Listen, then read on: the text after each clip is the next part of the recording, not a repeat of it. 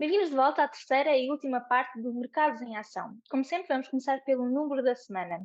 O número desta semana é 165 e refere-se aos empréstimos no valor de 165 mil milhões de dólares pedidos pela banca norte-americana à Reserva Federal dos Estados Unidos na semana passada para fazer face às ondas de choque resultantes da falência do Silicon Valley Bank. Este é um recorde para a banca norte-americana, sendo que o último marco histórico tinha sido registrado em 2008 e tinha ficado em 111 mil milhões de dólares. Marco, vamos agora à personalidade da semana. O que é que tens para nós? Esta semana é Jerome Paulo, que terá que descalçar uma bota muito difícil, nomeadamente como conjugar esta necessidade pela estabilidade do sistema financeiro norte-americano, e também a luta contra a inflação, como o Filipe disse muito bem, até há uma semana e pouco estávamos aqui a falar 50 pontos base, no mínimo dos mínimos, 100% os 25 pontos base, e agora temos que perceber como é que ele vai conjugar isto tudo, especialmente para a retórica futura, ou seja, como é que ele vai preparar o mercado, mesmo que se agora suba 25 pontos base, como é que será o resto do ano? Haverá eventualmente corte dos juros? Esse vai ser aquele ponto fulcral, porque se os investidores realmente tiverem uma indicação que os juros vão cortar ainda este ano, então aí o mercado vai reagir de forma bastante significativa. Obrigada, Marco. Filipe, vamos agora à banca. Depois da queda do Silicon Valley, a semana passada ficou marcada pelas dificuldades do crédito suíço. Antes de mais, como é que se explica a situação deste banco? E, por outro lado, como é que vês a compra deste banco que foi anunciada este fim de semana?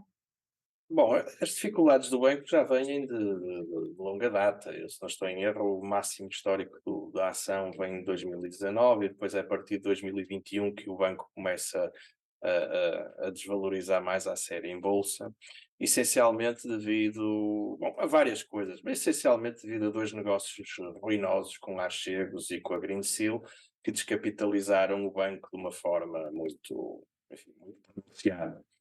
A banca e confiança são palavras que no dicionário deveriam andar lado a lado e andam no dia a dia. Portanto, à medida que o mercado, os clientes foram perdendo a confiança no banco, foram retirando os depósitos, foram diminuindo o envolvimento. O banco teve que sofrer também aumento de capital, teve uma queda brutal dos depositantes no último trimestre do ano passado. Fala-se de uma base de depósitos de acima de 400 mil milhões de francos suíços, passou-se ali para a zona dos 230 mil milhões, ou seja, não foi perder metade dos depósitos em 3 meses, mas foi quase. E depois essa fuga, vamos chamar de depósitos, foi-se mantendo, a ponto de na semana passada se falar, enfim, nós vamos lendo as coisas, vamos acreditando naquilo que vamos ler, mas de se falar que o nível de perdas de depósitos foi na casa dos 10 mil milhões de francos suíços por dia. Isto tornou a situação insustentável. O banco é muito importante, ou era muito importante, estamos a falar daquilo que era o segundo maior banco suíço, o 15º na Europa, 45º a nível mundial, um dos 30 que era referido pelo Financial Stability Board como sendo banco com risco sistémico. Portanto, isto não é uma instituição qualquer e realmente foi preciso fazer aqui alguma coisa. A solução da fusão é uma solução que tem vantagens óbvias. Uma delas é por ser rápida, é por os negócios continuarem, não ser necessário fazer, portanto, o desmantelamento rápido de um banco, fechar balcões, etc. Mas tem aqui algumas desvantagens.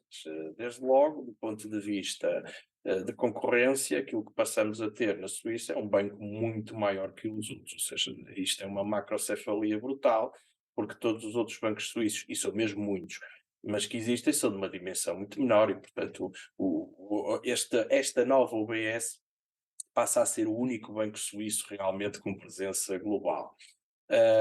Creio que há aqui uma concentração de risco que comporta algumas preocupações para a própria Suíça enquanto praça financeira. Sempre nos habituamos a ver a Suíça como sendo um destino absolutamente à prova de bala para investimentos, e o franco suíço também, e creio que isso está a ser aqui um bocadinho colocado em causa.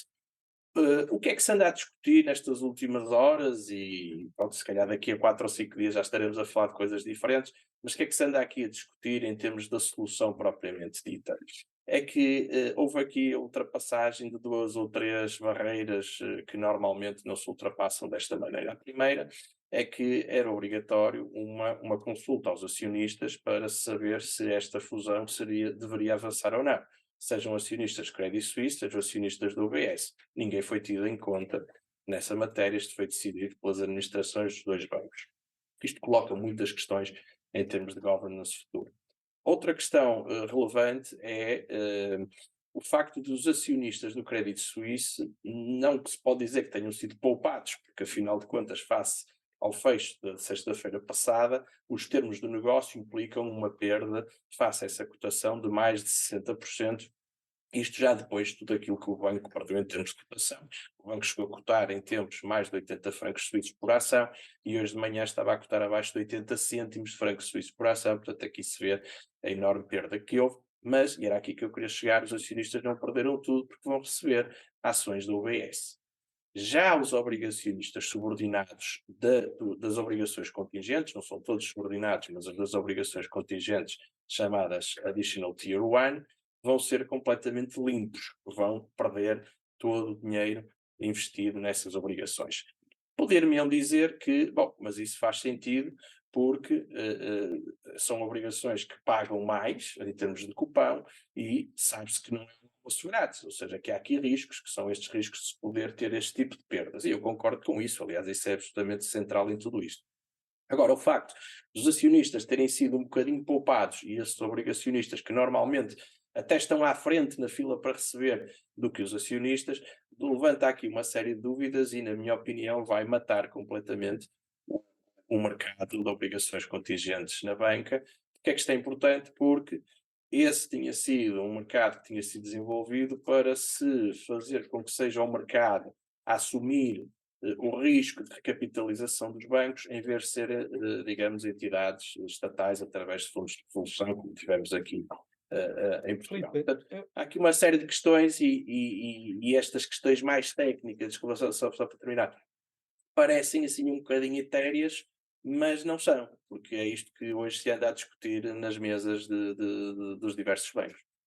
Filipe, e achas que porque a questão é importante discernir que é o Credit Suisse não está debaixo da alçada do BCE.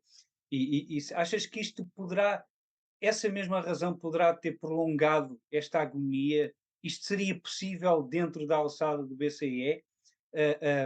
Sendo que, por exemplo, neste momento os bancos da zona euro têm excesso de liquidez de cerca de 4 trilhões de dólares em dólares, achas que isto, houve aqui uma falha do regulador suíço? E a outra pergunta adjacente, achas que esta fusão irá passar pelas várias entidades que supostamente terá que passar, porque o banco tem negócios em muitas jurisdições e que poderá haver aqui alguns remédios a serem instituídos, nomeadamente pela zona euro, mas também pelos Estados Unidos, para continuarem a negociar lá? Vou começar por essa parte final. Acho que não há necessidade, porque onde tinha que haver remédios era na Suíça. Porque aí sim a parte concorrencial claramente está colocada em causa, mas isto foi feito com a benção do Banco Central, com a benção da FINMA, com a benção do Governo. Portanto, à partida, os remédios estão lá já todos feitos, ou melhor, não há remédios. Olha, não há outro remédio que não seja esta solução. A nível fora da Suíça, penso que ainda assim há muita concorrência e creio que não haverá necessidade disso.